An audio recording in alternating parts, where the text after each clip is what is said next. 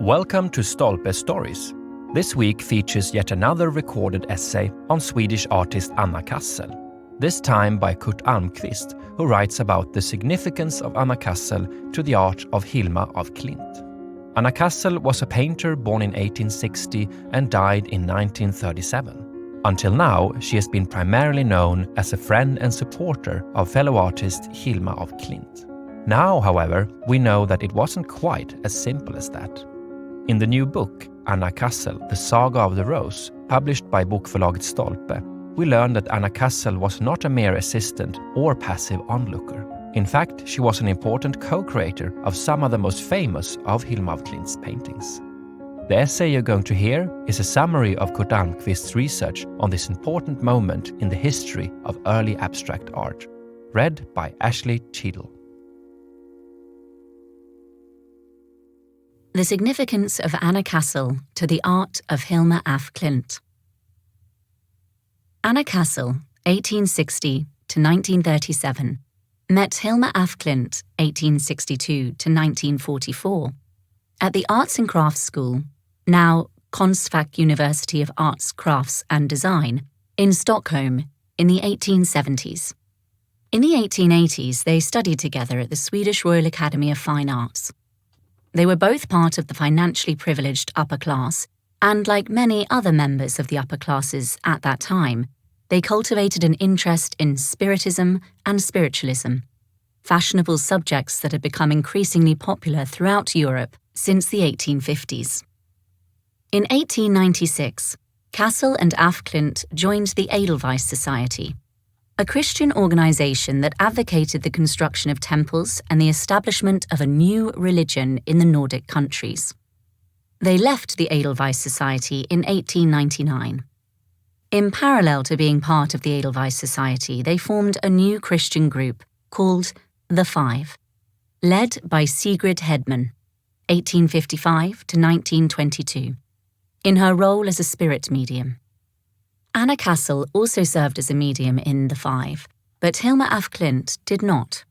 Hedvig Martin writes, "When af Klint is mentioned in the materials, she is usually described as exercising her clairvoyance during séances by gazing at a glass of water. These activities began in February 1899, prefaced by the instructions, take a glass 2/3 filled with water, place it before Hilma so that she may look into it. 2 weeks later, she gazed at the glass again, took the glass of water and looked into it. She saw nothing and merely grew drowsy." Hilma af Klint employed this technique over 3 years up until 1902 as a way of improving her skills as a medium, though clearly without results. The Five was a Christian spiritualist group. Their notebooks are suffused with a sentimental view of sin and guilt. Each séance began with one of the members reading Bible passages. Then they summoned one of the spirits, such as Amaliel, Ananda, Gregor, or Georg. While Anna Cassel's own notes from her time with the Five, transcribed from shorthand, differ from Hilma af Klint's notebooks, they at least appear to be more complete than those in af Klint's possession. Hilma af Klint's notes, which are simpler or poorer records, often lack the fairly lengthy messages from the spirits, obtained via invocations, at the start of their sessions. The messages conveyed or conjured by the mediums are always coloured by ideas from materials the medium had read. The content of Anna Cassel's notebooks is influenced throughout by Bible passages. They also contain a number of prayers directed to God and Jesus. While Hilma af Klint's notes consist of terse, often random, unrelated messages, the messages received by Anna Cassel convey clear images, topics from dreams, and possible visions. A further difference is that Cassel's notebooks display a higher level of erudition than af Klint's. For example, Cassel includes some Latin quotations. Her thought processes are also clearer and more personal. Anna Cassel and Hilma af Klint's notebooks are not diaries in the sense of including strictly personal or biographical material. Hilma af Klint played a subsidiary role in the Five and did not channel any messages. The members of the Five were The group's leader, Sigrid Hedman, Cornelia Cederberg, 1854 to 1933, Mathilde Nilsson, 1844 to 1923, Hilma af Klint, and Anna Cassel. Cassel would come to dominate the group in its later years.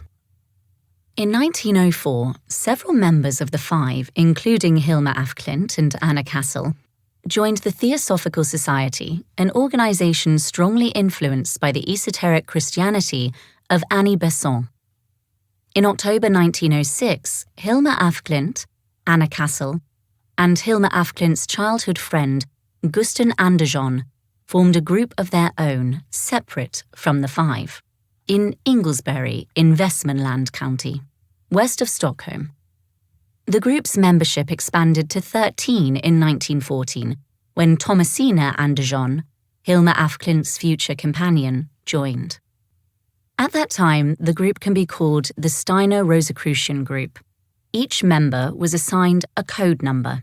Gusten Andersson was number 1, Hilma af Klint, 2, Anna Cassel, 3, Helena Westmark, 4, Emilia Geerta, 5, Inga Johanda, 6, Sigrid Henstrom, 7, Sigrid Lansen, 8, Siri Torni, 9, Emma Cassel, 10, died in 1908, Lotten Renqvist, 11, died in 1912, Alma Arnell, 12, and Thomasina Andersson, 13. They did not distinguish between living and deceased members, taking the view that they remained in contact after death, and the deceased were believed to continue taking part as souls. Hilma af Klint explained the composition of the group that she and Anna Cassel formed after the dissolution of the five as follows. The collective soul is a conglomeration of several souls. When such a conglomeration has reached a certain stage, its task is to send the strongest of the group to Earth, the one we call the 13th. And that one is to divide itself into man, positive, and woman, negative, and carry out the work that consists of first finding its counterpart, twin soul, and then to gradually draw down, affect the rest of the group. The woman is the one who leads this activity, and when the woman has gathered all 12 together, those 12 have become 6 groups, and the 13th is left as the one who leads. These ideas probably came from Rudolf Steiner. In a series of lectures delivered to Theosophists in Stockholm between 2nd and 10th of January 1910, he mentioned a group of 13 people. Anna Vega Gunnarsson had joined the Theosophical Society in 1904, along with Hilma af Klint and Anna Cassel, and was a close associate of Steiner. In addition to serving several terms as the Swedish Anthroposophical Society's chairperson from the 1930s onwards, Gunnarsson recorded Steiner's message from his lecture. First, a soul must be nourished, and to that end 13 people took part in the mystery at one time, with one as leader and the other 12 as assistants. Each and every one of those 12 people had sought to optimize a particular aspect of their soul, so that they could collectively allow these aspects to unite like rays in the souls of the 13th. Thus influenced, the 13th would be inspired to reveal their visions from the intuitive world. She saw the fully realized human as an image of divinity itself. Anna Cassel's circle took the view that reincarnations occurred in groups and shared a destiny that carried across many incarnations.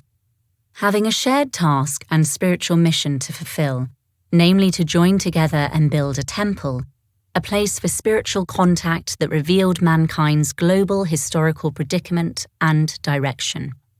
In short, a church, a gathering place for a new religion.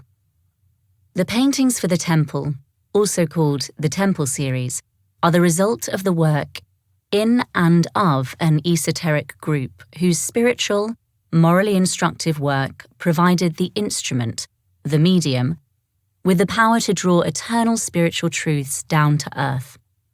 In the last years of her life, when nearly all of Hilma af Klint's friends had passed away, she contacted them, including Anna Cassel, in the spirit realm, so that they could gather once again in their next incarnation to continue their shared work.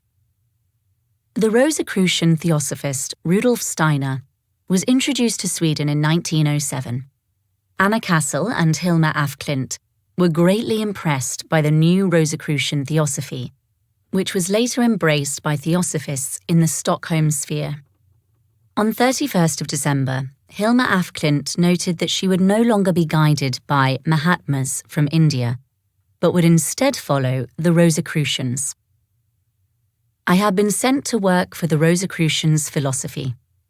Ararat's brethren are a whole group of Rosicrucians who came into contact with the Five via the Holy Saturday Warrior, and wanted to work with him in the future. Previously, this writer did not work through the Rosicrucians, but was under the influence of a master's apprentice from the lands of India. This note coincided with a lengthy article in the December 1907 issue of Theosofisk Tidskrift, a theosophist periodical, about Steiner's Rosicrucian theosophy, which he had launched in Germany the previous year. It is highly likely that Anna Cassel and almost certainly Hilma af Klint attended a lecture by Steiner on the Rosicrucians in late March or early April 1908. A relative of Anna Cassel, an engineer by the name of Ljungström, served as interpreter and translator for Hilma af Klint, who was not fluent in foreign languages. When she met Steiner and told him that her work was inspired by the Rosicrucians, she had previously come into contact with them through her faith. Now, though, she wished to contact them in real life and wondered if Steiner could help her. In a letter dated 26th of June, 1908, she asked Steiner in English whether he shouldn't reveal that he was really Christian Rosenkreutz, the legendary founder of the Rosicrucian order. Is it not the time now to receive a declaration of you as Rosenkreutz? Paying great respect to you, your affectionate Hilma af Klint. Starting in Inglesbury on 11th of October 1906, Cassel and af Klint created 120 sketches for the collection that Åke Fant would later call The Paintings for the Temple. Hedvig Martin has claimed that Anna Cassel completed at least 14 of the first paintings, and almost certainly more, because Hilma af Klint later wrote the following. With yet another year over, if we can be faithful to our mission, we have reached the other gate with Ahriman's help. In other words, we have learnt to understand what lay behind the Luciferian forces, both A, Anna, and H, Hilma, completed the large series in the spring of 1915. An anthroposophical lens, including the terms Luciferian and Ahrimanic, is central to understanding the work, and it is clear that Anna Cassel had a hand in working on the Temple series. Steiner's Rosicrucian theosophy gradually replaced the group's Indian theosophy, but it is worth noting that theosophy, especially based on Annie Besant's esoteric Christianity, was spreading across Sweden and the other Nordic countries when Anna Cassel and Hilma af Klint became members of the Swedish Theosophical Society. That explains why the Five's notebooks from 1904 to 1907 were packed with references to Christ, even before they encountered Steiner's Christian theosophy in 1907. Later on, Hilma af Klint maintained that the entire series of paintings had been inspired by Steiner, though that is not particularly plausible. Rather, the paintings done prior to December 1907 were in all likelihood inspired by Madame Blavatsky and Annie Besant's ideas about the birth of the cosmos from a primordial chaos. Later, the group seems to have concluded that Steiner's interpretation of the objective spirit realm was correct, with Christ's role overshadowing theosophical ideas influenced by Buddhism and Hinduism. Anna Cassel's Steiner-influenced Rosicrucian group also started reading Steiner's books in translations commissioned by the Stockholm Theosophists. And Hilma af Klint attended lectures by Steiner in Sweden in 1908, 1910, 1912, and 1914. It is likely that Anna Cassel also attended, since the two women spent a great deal of time together and worked together on projects. We know that both Anna Cassel and Hilma af Klint attended the Anthroposophical Society's annual meeting in July 1914. In 1910, the group read Steiner's book, Die Geheimwissenschaft im Umriss, an outline of esoteric science, published in German in 1909. This book contains great wisdom. Read it and ponder. Then pass it along to Hellianna, wrote one member. Steiner's influence grew over time and was evident in the 1910s in the series The Tree of Knowledge, 1913 to 1915. In one note, Hilma af Klint indicates that the series focuses on the Geist selbst, Steiner's term for the Holy Spirit. Angel's ellipse equals Geist selbst, spirit self, woman and man in ellipses kneeling before and supporting the child, innocence. A later note states, US series based on Entry to the Garden of Eden. See Lucifer's Brethren, page 9. Hilma af Klint had some early books by Steiner in her library, including De Theosophie des Rosenkreuzes, Rosicrucian Wisdom, Yule, Christmas, and Theosophy, Theosophy. The latter two books were translated into Swedish in 1910 by Gustav Kinnel, who would go on to become the Secretary General of the Theosophical Society. We also know that Hilma af Klint read extracts from Steiner's lecture, Lucifer's Barn, and Christi Bruder, the Children of Lucifer and the Brothers of Christ, aloud for the group between 13th of September and 3rd of December, 1913. Contrary to claims that have been made in the literature about Hilma af Klint, the new group's work did not cease between 1908 and 1912. Rather, they carried on indefatigably with their spiritual character building, the group's core purpose, and painting until 1920. After she made her first visit to Dornach in the autumn of 1920, Hilma af Klint began signing her works. Anna Cassel, Gusten Andersson, and Hilma af Klint all joined the Anthroposophical Society in 1920 and remained lifelong members. Anna Cassel's central role in the creation of what we know as Hilma af Klint's oeuvre has been neglected in the wake of Fortroligt i December, 1967, Confidential in December, 1967, an unpublished account by af Klint's nephew Erik af Klint, which constituted the only known written account of Hilma af Klint's life and works. Erik af Klint was the sole heir to his aunt's body of work and the sole founder of the Hilma af Klint Foundation in 1972. At that time, he was unaware of the contents of af Klint's notebooks, in which she clearly emphasized the collaborative nature of the work. On the 3rd of March 1944, as Hilma af Klint pondered the future of her works after her death, she mentioned Anna Cassel's role in their creation. Create and preserve the work which Amaliel and Ananda were urged to complete via you and Anna Cassel. Between 1927 and 1934, and later in 1943, Hilma af Klint made some annotations in the notebooks created by the Steiner Rosicrucian group, which existed contemporaneously with the 5 from 1906. She happily credited the 13 people who contributed spiritually or physically to the paintings for the temple. All paintings completed between 1906 and 1920 and attributed to Hilma af Klint are unsigned. The absence of signatures was taken to mean that they had been created by higher beings via a medium. In fact, they lack signatures because they had not one, but 13 joint creators, who apparently sketched, painted, and channeled spiritual forces and messages. Hilma af Klint created the ordering system for the paintings that we know as her works in July 1938, prior to showing them to her nephew, Erik af Klint, on 20th of August of that year. By that time, all but one of the people who had collaborated with her were deceased. Only Sigrid Lansen, 1872 to 1946, Hilma af Klint's ex-lover, was still alive. Anna Cassel had passed away the previous year.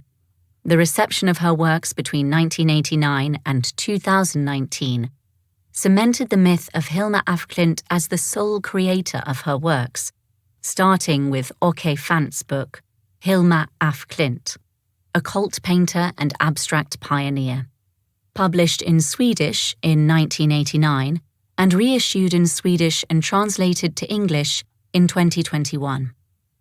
Hilma af Klint highlighted Anna Cassel's role in creating the works on numerous occasions.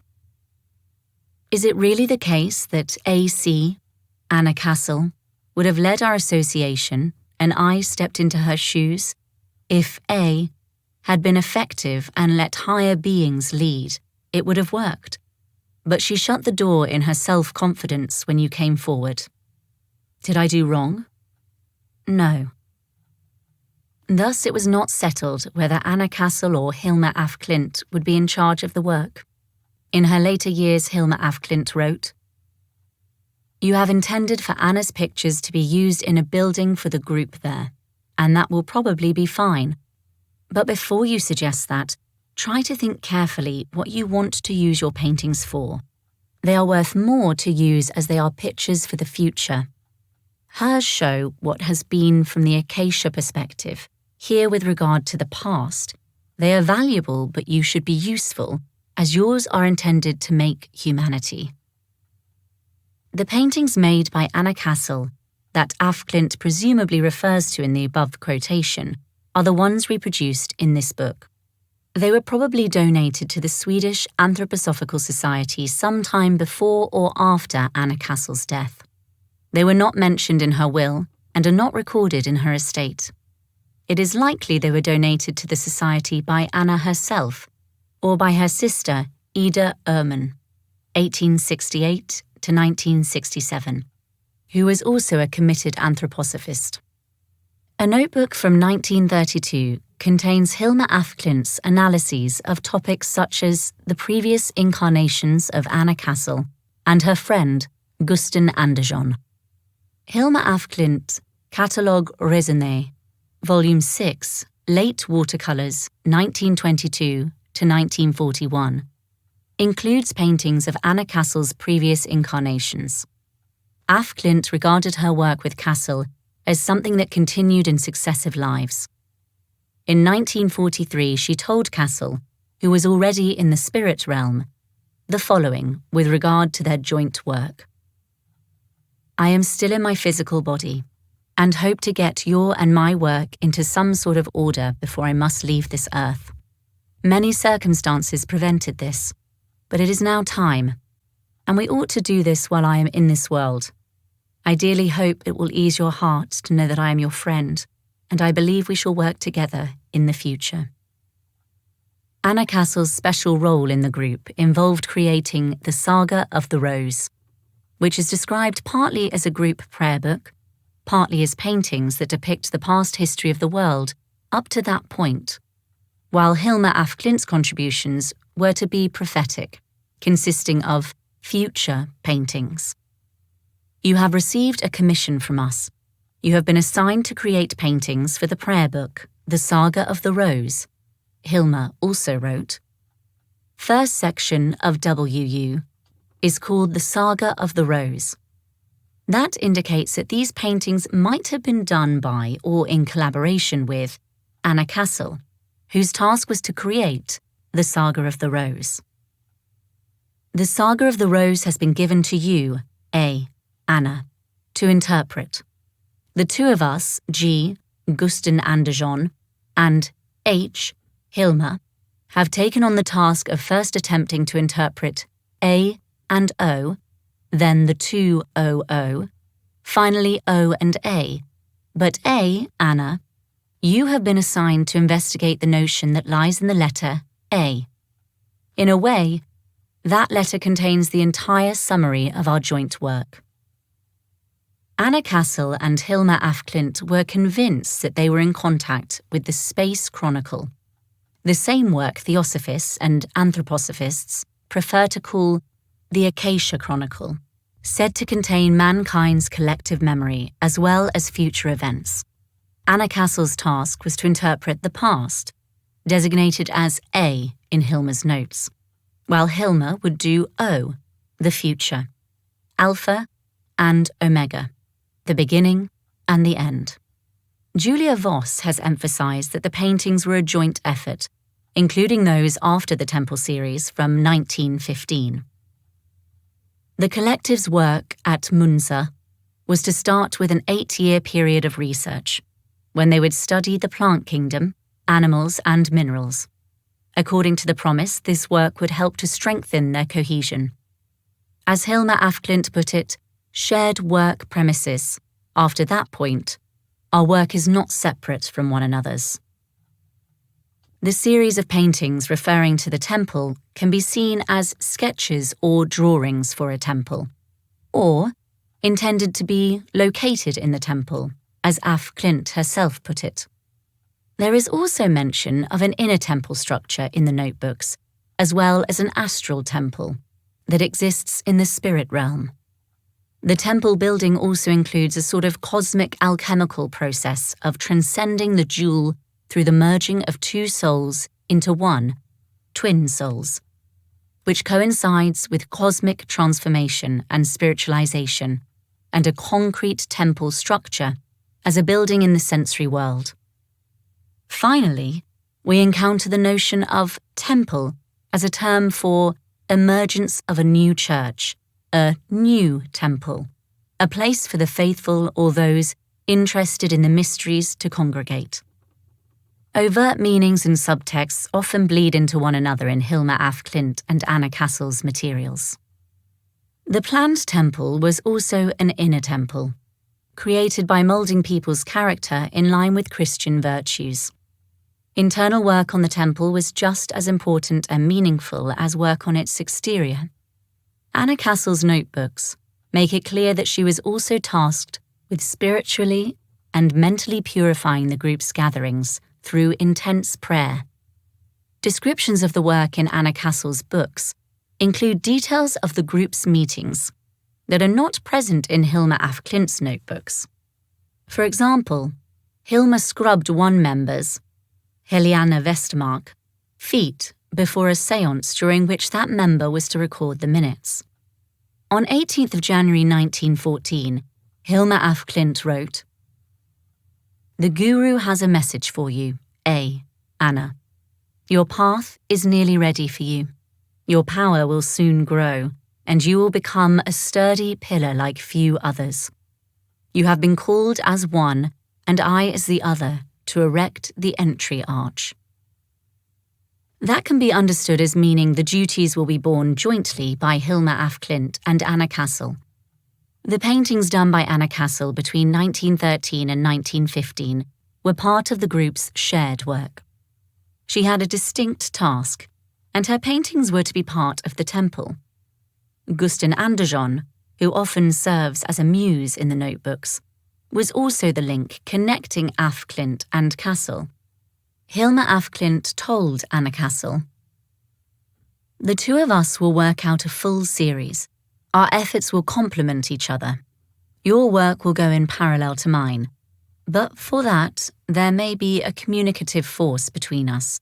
May you, G. Gusten, somehow be the one who has access to the working methods of both the one and the other.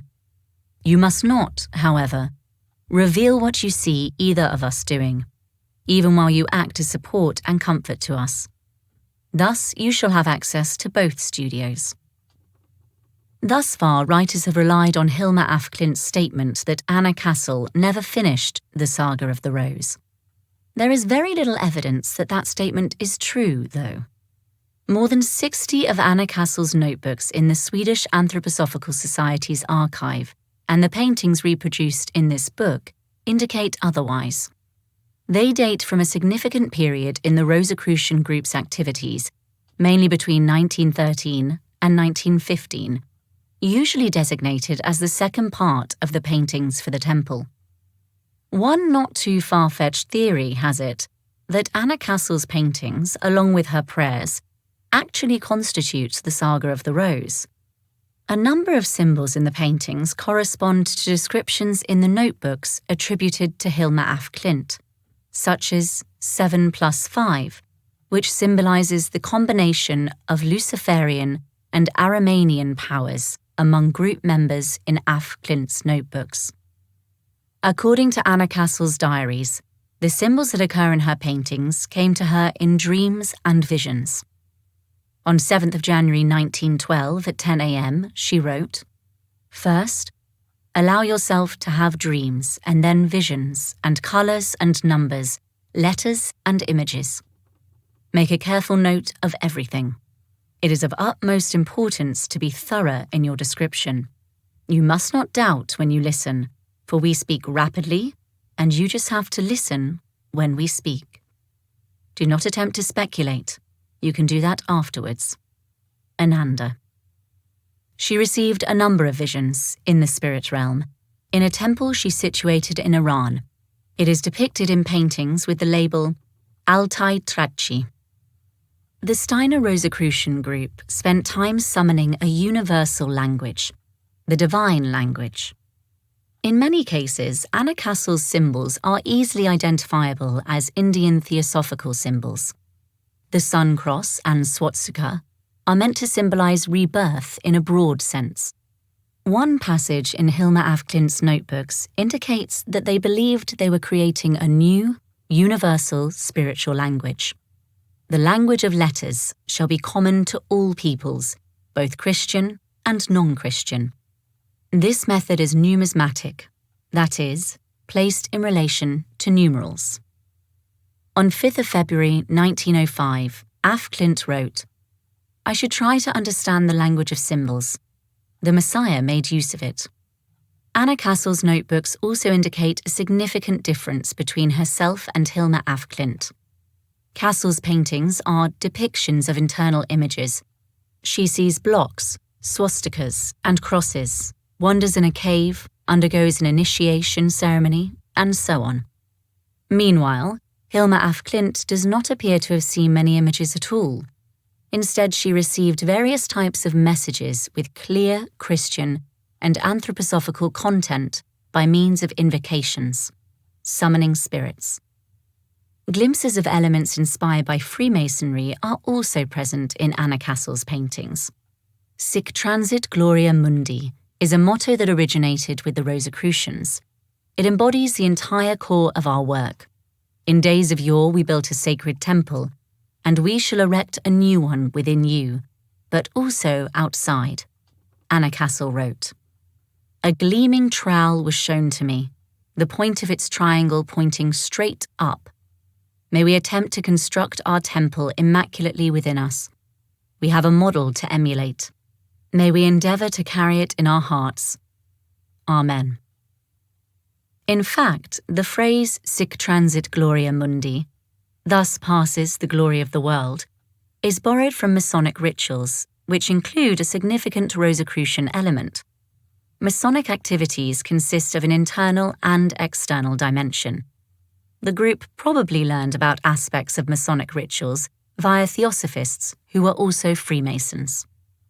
On 16th of July 1916, Anna Cassel showed her paintings to some members of the Rosicrucian group. Gusten Andersson, Hilma af Klint, Heliana Westmark, and Sigrid Henstrom. If the hour is at hand for the unfolding of the great mystery, it is a matter for each and every one. I say that the thought raised me up to a dizzying height, and if you do not fear the dark, I wish you to view these paintings. It is a wondrous assemblage of thought and a sense of will and strength. Ponder the word within each and every one of you, and then step forward with your requests. I have lifted a veil. It is a wondrous truth that speaks via these symbols, and the desire to grasp and understand them as they live in dark shafts, so as to understand the influence of light over them. The light shines in the dark, and light is a life force. Amen. In the spirit of Steiner's Rosicrucian anthroposophical teachings, Anna Cassel managed to unite thought, feeling, and will, thereby creating the perfect balance in her senses, to which her paintings were to bear witness.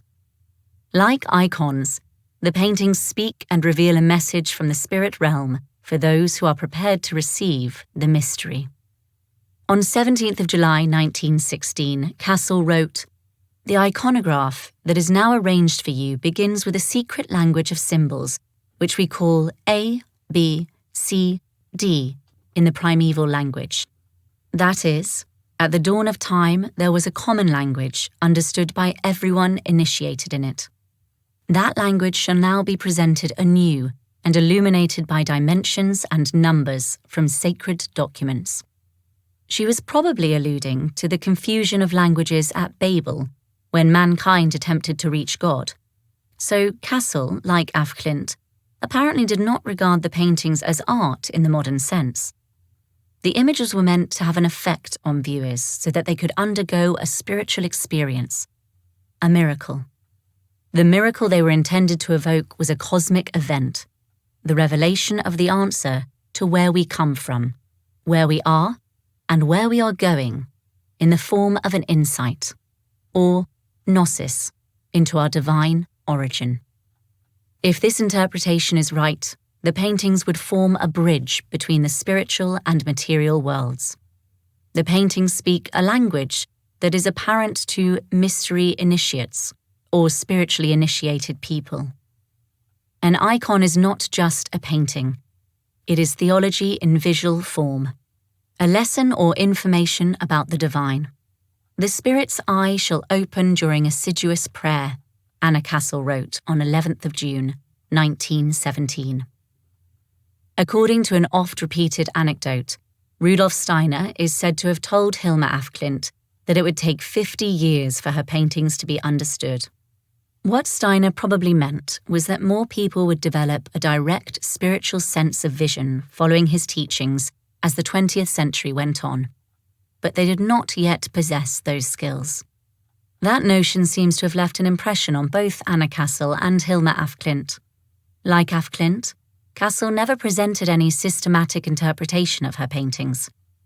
Rather, they are meant to be viewed as sacred images, whose meanings can only be understood by those with sufficient mental and spiritual abilities to see the light. Research into the different members of the Steiner Rosicrucian group and their significance for what is called Hilma af Klint's oeuvre has only just begun. Anna Cassel's notebooks, numbering more than 60 and covering the period from 1896 to 1921, and other members' notebooks, and additional materials that will surely come to light in the future, will very likely force a radical reassessment of most of the scholarship on Hilma af Klint's oeuvre that we have seen thus far. Kurt Almqvist, October 2022.